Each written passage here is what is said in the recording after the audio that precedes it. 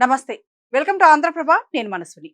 రాజకీయాల్లో హత్యలు ఉండవు, ఆత్మహత్యలు మాత్రమే ఉంటాయన్నది సుప్రసిద్ధ సామెత. ప్రస్తుత ఆంధ్రప్రదేశ్ రాజకీయ ముఖ చిత్రాన్ని, ప్రధానంగా వైఎస్ఆర్ కాంగ్రెస్ పార్టీ పరిస్థితిని గమనించినప్పుడు ఈ మాట అక్షరాల నిజమనిపిస్తుంది. ఒక ఎన్నికల ఘోర పరాజయం ఒక పార్టీ ఉనికిని శాశ్వతంగా తుడిచిపెట్టేయలేదు. కానీ ఆ పరాజయం తర్వాత సదరు పార్టీ అనుసరించే వ్యూహాలు, చేసే స్వయంకృతాపరాధాలు మాత్రమే దాని భవిష్యత్తును నిర్ణయిస్తాయి. ఈ నేపథ్యంలోనే ఏపీ రాజకీయాల్లో ఇప్పుడు ఒకటే చర్చ నడుస్తోంది. అదే వైసీపీ పునరాగమనం సాధ్యమేనా? మరి ఈ విషయంపై ప్రత్యేక కథనాన్ని ఇప్పుడు చూద్దాం. కూటమి ప్రభంజనంలో కేవలం 11 సీట్లకు పరిమితమైనంత మాత్రాన ఆ పార్టీ కథ ముగిసిపోయినట్లు భావించలేం. అయితే గత పాలకుల తప్పులను ఎండగడుతూ ప్రజల్లోకి వెళ్లాల్సిన ప్రధాన ప్రతిపక్షం ఆశించిన స్థాయిలో పోరాటం చేయకుండా చేతులెత్తేస్తే మాత్రం అది రాజకీయంగా ఆత్మహత్య సదృశ్యమే అవుతుంది.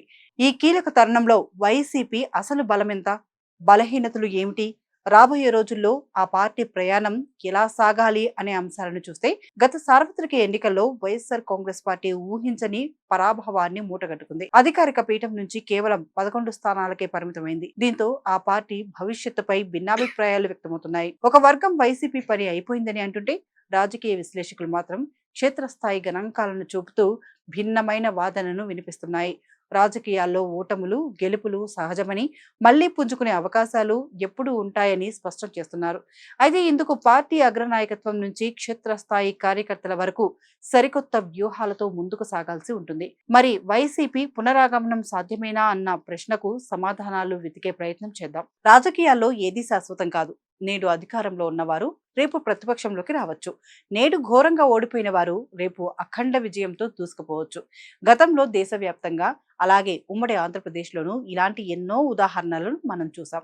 1977లో ఇందిరాగాంధీ ఘోర పరాజయాన్ని చవిచూసినప్పుడు కాంగ్రెస్ కథ ముగిసిపోయిందని అంతా భావించారు. కానీ కేవలం 3 ఏళ్లలోనే ఆమె మళ్ళీ అఖండ మెజారిటీతో అధికారంలోకి వచ్చారు. అలాగే ఉమ్మడి రాష్ట్రంలో 1994లో కేవలం 26 స్థానాలకే పరిమితమైన కాంగ్రెస్ పార్టీ ఆ తర్వాత సరైన పోరాటాలు చేసి వైఎస్ రాజశేఖర రెడ్డి పాదయాత్ర ద్వారా 2004లో ఘన విజయం సాధించింది. ఇటీవల తెలంగాణలో కూడా కేవలం కొన్ని సీట్లకే పరిమితమైన కాంగ్రెస్ పార్టీ అనూహ్యంగా పుంజుకొని అధికారాన్ని కైవసం చేసుకుంది. ఈ చారిత్రక ఉదాహరణలన్నీ వైసీపీ ఒక ఆశాకిరణంగా భావించాలి. గత ఎన్నికల్లో వైసీపీ ఓడిపోయిన మాట నిజమే, కానీ ఆ పార్టీ క్షేత్రస్థాయిలో పూర్తిగా నాశనం కాలేదు. సీట్ల పరంగా చూస్తే ఆ పార్టీకి కేవలం 11 మంది ఎమ్మెల్యేలు మాత్రమే ఉండవచ్చు. కానీ ఓట్ల శాతాన్ని గమనిస్తే అసలు నిజం బోధపడుతుంది. గత ఎన్నికల్లో తీవ్ర వ్యతిరేకత మధ్య కూటమి గట్టిగా పోటీ ఇచ్చినప్పటికీ వైసీపీ ఏకంగా 39.37% ఓట్లను సాధించింది. అంటే దాదాపు 40% పైగా ఓటర్లు ఇప్పటికీ వైఎస్ జగన్మోహన్ రెడ్డి నాయకత్వాన్ని నమ్మారు. వైసీపీకి ఇంత భారీ ఓటింగ్ శాతం ఉన్న పార్టీకి ప్రజల్లో ఆదరణ బాగానే ఉందని చెప్పుకోవచ్చు. ప్రజాస్వామ్యంలో 40% ఓటు బ్యాంకును కలిగి ఉండటం అనేది సామాన్యమైన విషయం కాదు. ఇది ఆ పార్టీకి ఉన్న బలమైన పునాదిని సూచిస్తుంది. ఈ ఓటు బ్యాంకును కాపాడుకుంటూ కూటమి వైపు వెళ్లిన మిగిలిన ఓటర్లను ఆకట్టుకుంటే వైసీపీ పునరాగమనం ఏ మాత్రం అసాధ్యం కాదు. అయితే ఇంతటి బలమైన ఓటు బ్యాంకు ఉన్నప్పటికీ ప్రస్తుతం ప్రతిపక్ష స్థానంలో ఉన్న ఆ పార్టీ ప్రభుత్వంపై బాగా పోరాడాల్సిన సమయంలో కాస్త వెనుకబడింది. ఎన్నికల ఫలితాలు వచ్చిన నాటి నుంచి వైసీపీ శ్రేణుల్లో ఒక రకమైన నైరాశ్యం ఆవరించింది. కూటమి ప్రభుత్వంపై ప్రజల్లో వచ్చే చిన్నపాటి వ్యతిరేకతను కూడా తమకు అనుకూలంగా మార్చుకోవడంలో పార్టీ విఫలమవుతోంది. ముఖ్యంగా అసెంబ్లీ సమావేశాలకు హాజరు కాకపోవడంతో పాటు ప్రజా సమస్యలను సరిగ్గా క్యాచ్ చేయలేకపోతుందన్న అపవాదు ఆ పార్టీపై గట్టిగా ఉంది. ప్రజాస్వామ్యంలో అసెంబ్లీ అనేది ప్రజల గొంతుక నుంచి వినిపించే అత్యున్నత వేదిక. ఆ వేదికను వదులుకోవడం ద్వారా ప్రభుత్వంపై ఒత్తిడి తెచ్చే ఒక గొప్ప అవకాశాన్ని వైసీపీ కోల్పోయిందనే చెప్పాలి. కేవలం మీడియా సమావేశాలకే పరిమితం కాకుండా ప్రజా సమస్యలపై రోడ్డెక్కి పోరాడినప్పుడే ఏ పార్టీకైనా ప్రజల్లో మైలేజ్ పెరుగుతుంది. ప్రస్తుత పరిస్థితుల్లో వైసీపీకి ఉన్న ఒక పెద్ద ఊరట ప్రత్యామ్నాయ శక్తుల బలహీనత. ఎప్పుడైనా ఒక పార్టీ పూర్తిగా తుడుచుకు పెట్టుకోవాలంటే మరో పార్టీ ప్రత్యామ్నాయంగా ఎదగాలి. గత ఎన్నికల్లో జనసేన పార్టీ 100% స్ట్రైక్ రేటుతో అద్భుత విజయాన్ని అందుకుంది. పవన్ కళ్యాణ్ వైపు ప్రజలు, ముఖ్యంగా యువత ఆకర్షితులవుతున్నారు.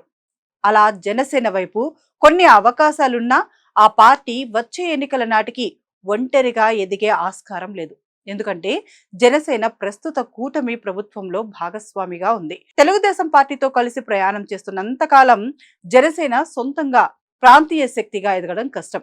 భవిష్యత్తులో కూడా కూటమి పొత్తులు ఇలాగే కొనసాగితే ప్రభుత్వ వ్యతిరేక ఓటును చీల్చే మూడో ప్రత్యామ్నాయ శక్తి రాష్ట్రంలో లేకుండా పోతుంది. ఈ సమీకరణాల వల్ల ఇప్పటికీ వైసీపీకి రాజకీయంగా బోలెడు అవకాశాలున్నాయి. రాబోయే రోజుల్లో కూటమి ప్రభుత్వం చేస్తున్న తప్పిదాలపై సరైన దారిలో పోరాటం చేయగలిగితే వైసీపీ ఖచ్చితంగా విజయం సాధించేందుకు వీలుంటుంది.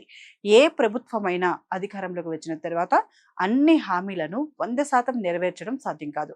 సూపర్ 6 హామీల అమలులో జరుగుతున్న ఆలస్యం, నిరుద్యోగ భృతి, ఉచిత ఇసుక విధానంలో లోపాలు, లా అండ్ ఆర్డర్ సమస్యలు వంటి అంశాలను వైసీపీ గట్టిగా ప్రజల్లోకి తీసుకెళ్లాల్సి ఉంటుంది. ఈ క్రమంలో కేవలం సోషల్ మీడియా పోస్టులకు పరిమితం కాకుండా క్షేత్రస్థాయిలో ప్రజలతో కలిసి ఉద్యమించాలి. కూటమి ప్రభుత్వం చేసే ప్రతి చిన్న తప్పును ఎండగడుతూ తాము ప్రజల పక్షాన నిలబడుతున్నామనే నమ్మకాన్ని కలిగించాలి. ఇప్పుడు వైసీపీ సరైన దారిలో పోరాటం చేస్తే 2029 ఎన్నికల నాటికి బలమైన ప్రతిపక్షంగానో లేదా తిరిగి అధికారాన్ని చేజిక్కించుకోవడమో జరుగుతుంది. రాజకీయాల్లో 5 ఏళ్లు అనేది చాలా సుదీర్ఘమైన సమయం. ఈ 5 ఏళ్లలో ఎన్నో మార్పులు చేర్పులు జరుగుతాయి. ప్రజల ఆలోచన విధానం మారుతుంది. అయితే ఈ మార్పులను తమకు అనుకూలంగా మార్చుకోవాలంటే పార్టీ నిరంతరం ప్రజల్లోనే ఉండాలి. తమకు సీట్లు లేవు కదా అని నాయకులు ఇళ్లకే పరిమితమై పోరాటం ఆపివేస్తే మాత్రం అది ఆత్మహత్య సదృశ్యమే అవుతుంది. కార్యకర్తల్లో ధైర్యం నింపాల్సిన బాధ్యత అగ్రనాయకత్వంపై ఉంది. కేసులు, వేధింపులకు భయపడకుండా పోరాడే నాయకులను ప్రజలు ఎప్పుడూ ఆదరిస్తారు. వైసీపీ అధినేత వైఎస్ జగన్మోహన్ రెడ్డి గతంలో ప్రతిపక్షంలో ఉన్నప్పుడు చేసిన సుదీర్ఘ పాదయాత్ర ఆ పార్టీని అధికారంలోకి తెచ్చింది. ఇప్పుడు మళ్ళీ అదే తరహా ప్రజా పోరాటాల అవసరం ఎంతైనా ఉంది. పార్టీ యంత్రాంగాన్ని పునర్వ్యవస్థీకరించి నియోజకవర్గాల వారీగా బలమైన ఇన్ఛార్జీలను నియమించి ప్రజల్లో ఉండేలా కార్యాచరణ రూపొందించాలి. ఓటమి నుంచి పాఠాలు నేర్చుకుని అహంకారాన్ని వీడి ప్రజాస్వామ్యబద్ధంగా పోరాటాలు చేస్తేనే వైసీపీ పునరాగమనం సాధ్యమవుతుంది. లేదంటే చరిత్రలో కలిసిపోయి ఎన్నో రాజకీయ పార్టీల జాబితాలో వైసీపీ కూడా చేరిపోయే ప్రమాదం ఉంది. కాబట్టి పోరాటమే ఊపిరిగా ముందుకు సాగితేనే 2029లో వైసీపీకి ఉజ్వల భవిష్యత్తు ఉంటుంది.